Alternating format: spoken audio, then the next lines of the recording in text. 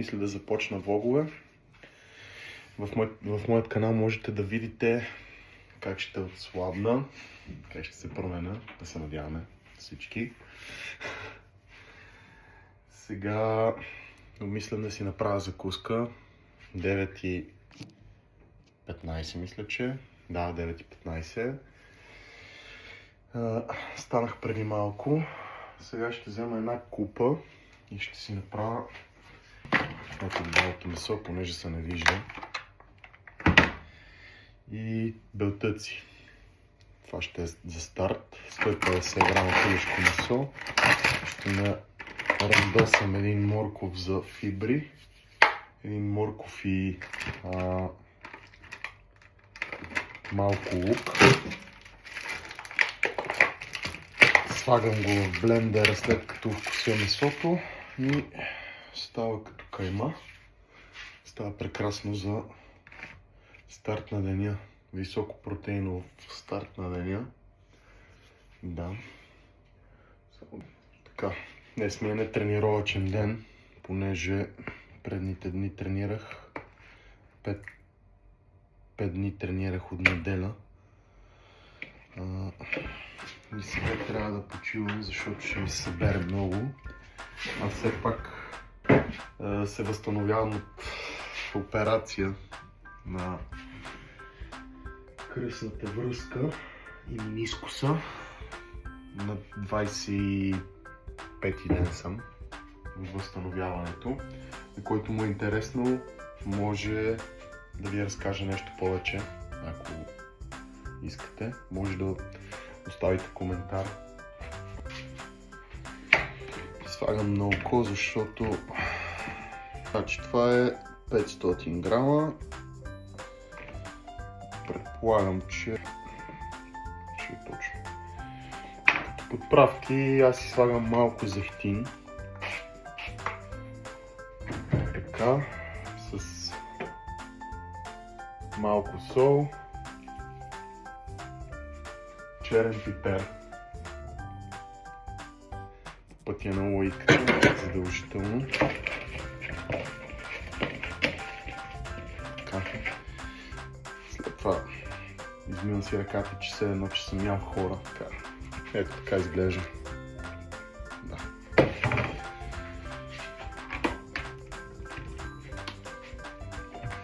Как реших да снимам? Мога да ви разкажа докато се блендира, докато и чуя, за да не си мълча. Цялата работа е, че реших така да снимам клипове, защото ще ми е по-лесно да си следа прогреса и да проследя къде допускам грешки. И това много ще ми помогне с възстановяване, много ще ми помогне с абсолютно всичко и просто съм го решил. Аз отдавна мислех да започна да снимам клипове, но просто сега е времето. Нищо специално. Както виждате, подпухнал съм, дебел съм. Но това е идеята. Да започна да снимам моето ежедневие по принцип, да го променя изцяло, защото вредните навици бяха твърде много и вече трябва да се промени нещо, защото не е добре. След това можеше, докато се блендира по принцип, да си настъргаме купа. Не я измих много добре. Нищо, нали, аз си ям.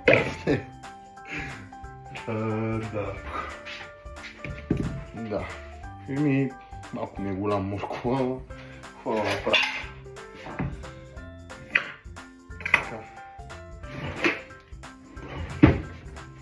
Сега го изчиствам.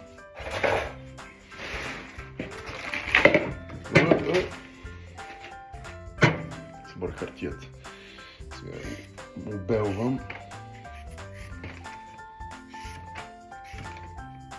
Преди да сте хейтнали, че не го измих го.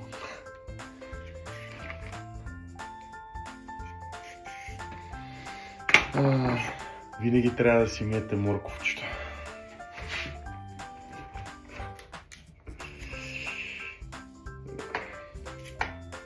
Така. моркова. Его моркова. Така, лицето на няма.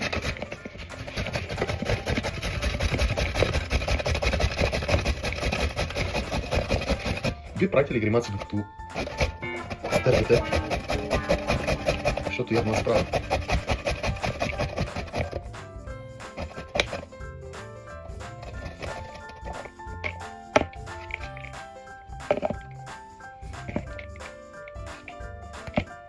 Ще ви си измерям дънците.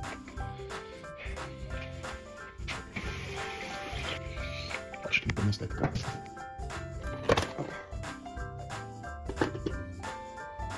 Явно не може да стане така.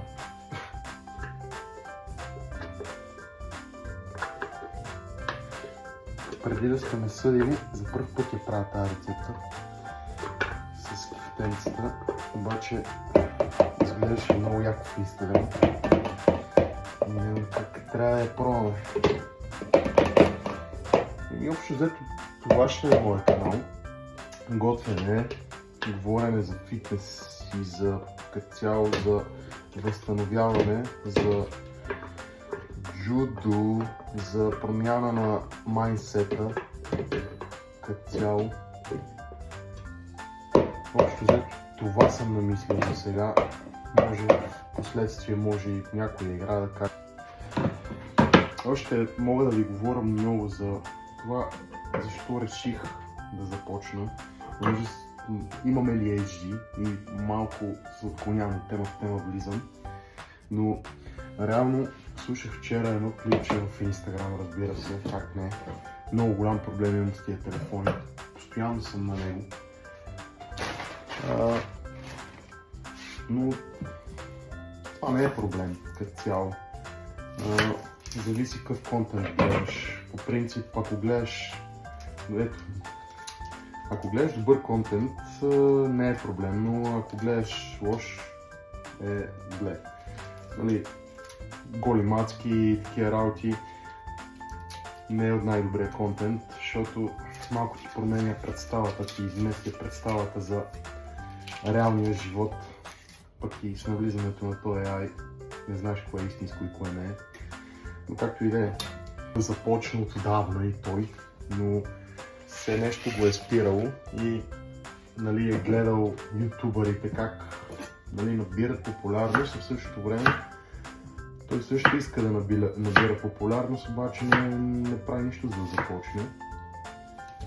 И в крайна сметка решава, че ще започне и сега има около 20 000 последователя в тубата. И това е много готино да знаеш, че има такива хора като теб, които все пак успяват.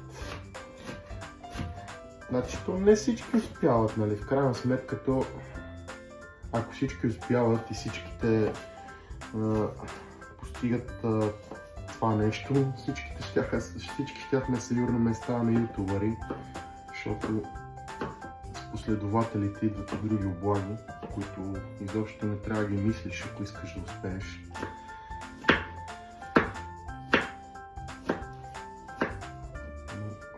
Има и хора, които мислят само за облагите. И така. Ние няма да сме от тея. Да се надявам, че то като цяло това, че те познават някои хора се променят към лошо, а не към добро.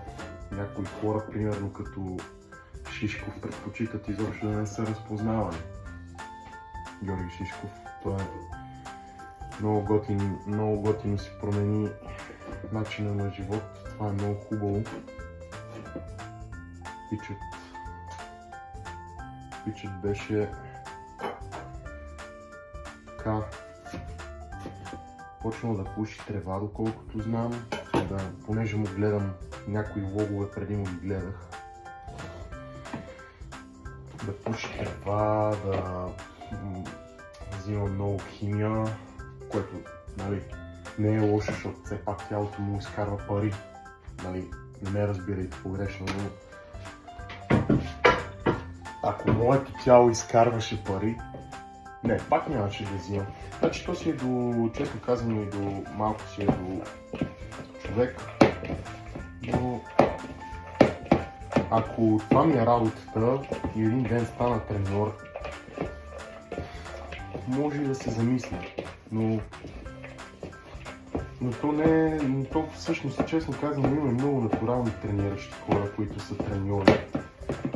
Нали, това е добър показател, вървим в правилната посока. Но това не е гаранция, че ако... просто да ви обясня така. Тялото има лимит. Когато се достигне натуралният ти лимит, няма на къде да ходиш повече. Честно казано, можеш да надграждаш, но доколко можеш да надграждаш, това вече не е сигурно. В смисъл такъв, може би, може да стигнеш до едни килограми хикс, за всеки човек са различно. И на тези килограми всека изминала година да се опитваш да надграждаш. Тоест, примерно, в смисъл да тренираш така, че да надграждаш мускулната маса, а да стоиш на едни и същи килограми, което се нарича рекомпозиция, което е много трудно. Не всеки го може. Трудно е. Да направим. Мисля, видеята ми да са около 20 минути, 15-20 минути и влогове. Може да кажете какъв тип видеа са ви по-интересни. Тоест, дали предпочитате да седя така като сега, защото в принцип нямам просто планове да излизам. Или може да си говорим и за нещо друго. Може да седна на масата и да ви говоря, мога да изляза на някъде.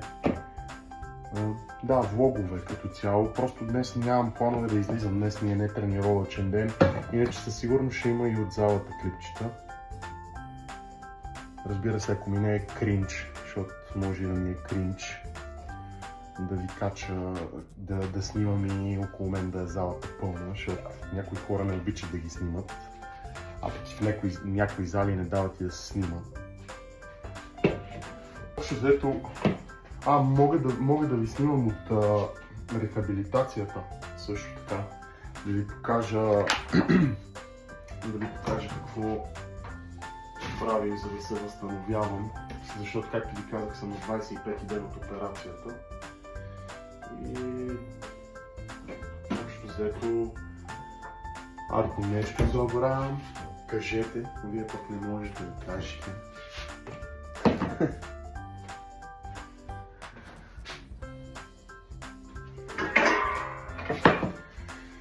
Значи, изглежда каймата до момента. Взимам си едно тиганче, включвам котончето. Ако не знаете как, може и това на едно обучение, по-скоро не анбоксинг, какво говоря, на как се включва котлона.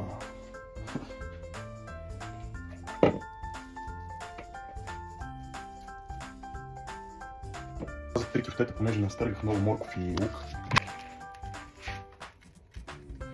Да, относно обработването. Най-вероятно няма съм много добър в обработването, защото все пак сега започвам и имам някакви познания, ама не са перфектни. И така. Така и закуската вече е готова. Ето да ви покажа какво съм сътворил. Реших да боцна и едно сладоледче. Нека подкрепим българското.